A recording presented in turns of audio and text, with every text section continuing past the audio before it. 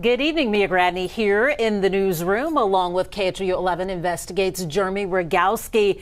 We are about 53 minutes away from the start of the 10 o'clock newscast, but we wanted to get a head start, a jump start on something so many of you can relate to, especially if you're behind the wheel and out there on the road. We are talking about road rage incidents. Jeremy Rogalski, you've done a lot of digging, poured over a lot of data to let us know just how prevalent of a problem this is in Houston, where it's happening, and when. What's up with all this road rage in Houston? Well, anecdotally, you read the headlines, right? And from time to time, we talk about these awful cases. And it got us to thinking, well, just how prevalent is it and what level of increase are we seeing? So we did a deep dive, as we like to call it, in the investigative unit. We got a bunch of data into road rage crashes, and we went back 4 years in Harris County. These are crash reports submitted by local law enforcement agencies to the state in which road rage was a contributing factor.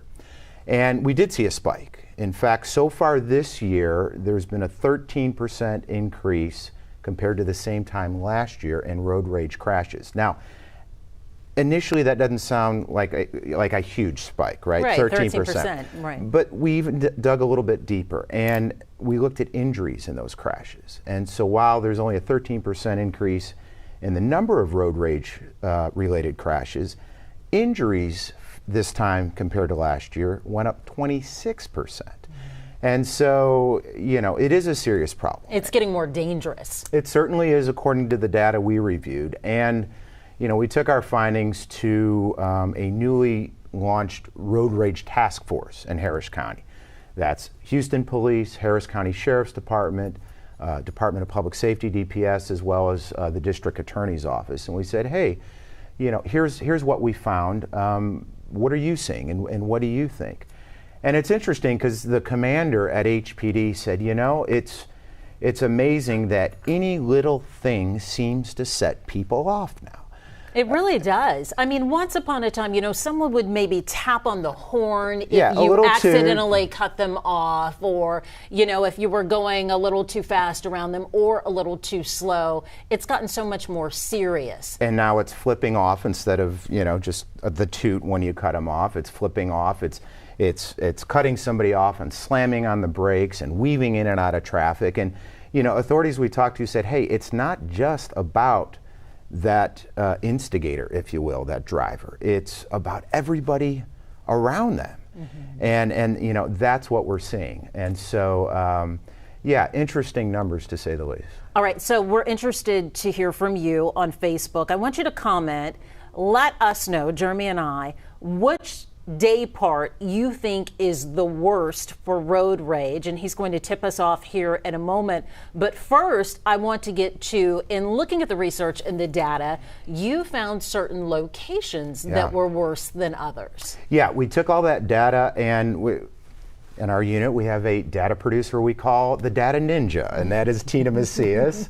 And she's been with us for several years. So she actually created a heat map, and that's going to be online when the piece launches at 10. And we looked at these clusters and plotted them on a map in Harris County where they're happening the most.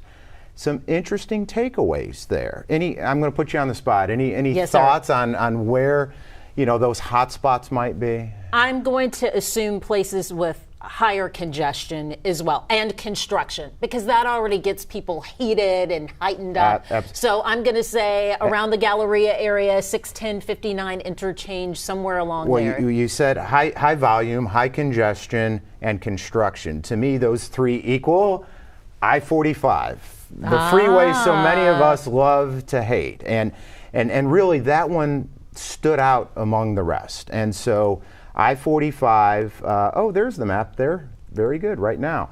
You can see those clusters from the 610 loop, and then they go up I-45 north. You hit Greens Point, and then a little further north, all the way up to the county line there.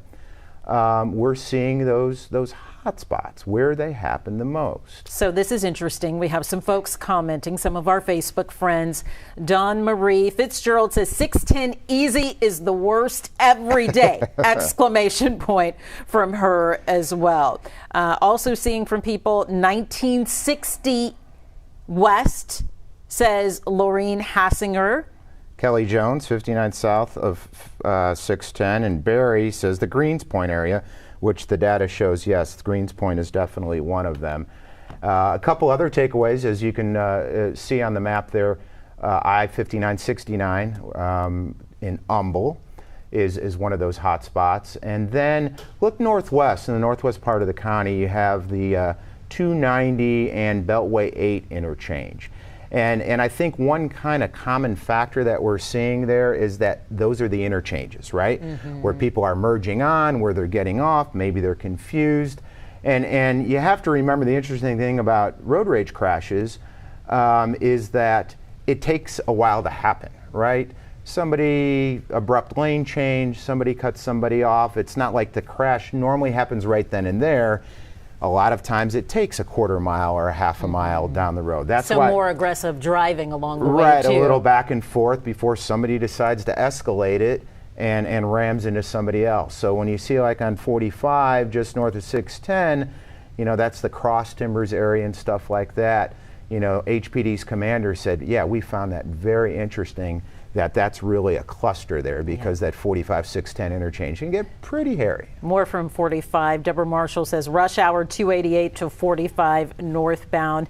Alvin Cousins, I just have to mention this because I do find it interesting. He said folks need to understand that it takes two to tango. Don't entertain the fool that wants to engage. That's the biggest takeaway, right? Don't engage. Well, absolutely. And you know, one of the things, it's a good segue into this road rage task force in Harris County that was launched in December. One of the crime initiatives, the proactive things that this task force was doing and plans to continue to do, Mia, is they would put undercover officers in normal, everyday, unmarked cars and set them out on the highways. Because, you know, one of the challenges for law enforcement is, unlike DWI, for instance, road rage is kind of hard to predict and enforce, you know, when it's going to happen. You can't see when it's coming. Well, not only that, you can't hang out in the bar district and wait for people who get behind the wheel because they're probably intoxicated. So they would kind of, you know, set out in various highways and they would look for aggressive drivers. So between December and February, this task force went out with these undercover cops. They wrote 1,700 citations, speeding and other traffic violations, and that effort netted 40 arrests, misdemeanor and felony arrests for things like deadly conduct. It could get into things like aggravated assault. And so the whole idea was, hey folks, everyday folks, you never know who's watching. And who's watching might be that undercover officer who's ready to call the marked unit to pull you over, write you a ticket. Then it becomes certainly a headache and a financial hassle, and hopefully we'll teach folks a lesson or two. We can only hope so. Okay, I want to close with, we had mentioned earlier, the time of day. So tip us off to when is the worst time of day for road rage? I'm thinking it's pretty much every single day part, but something has to be worse than the other. Right. Well, common sense would say when there's more cars, right? And so that leaves rush hour. The question is, which rush hour? The commute into work in the morning or the drive home? So yes, by far, the 3 p.m. to 8 p.m. rush hour commute home peg the meter in terms of road rage crashes. Incidentally, the hottest day of the week, if you will, was Thursday afternoon. Don't ask me why. But you're on the back end of the week. You think people would be relaxed a little bit. But HPD says, listen, it makes sense for that rush hour commute home. People are tired. They may have had a long day at work. They may be rushing to get to their kids' practice or recital or whatever is after that. And again, it's that one little thing that can set people off. So, yeah. Well, drive safe out there, folks. We're going to have much more with Jeremy's full report coming up on KHOU 11 News at 10. You'll want to be sure to tune in then. If by chance you miss it, you can also visit the website, KHOU.com, and also the KHOU 11 YouTube page. Jeremy Rogalski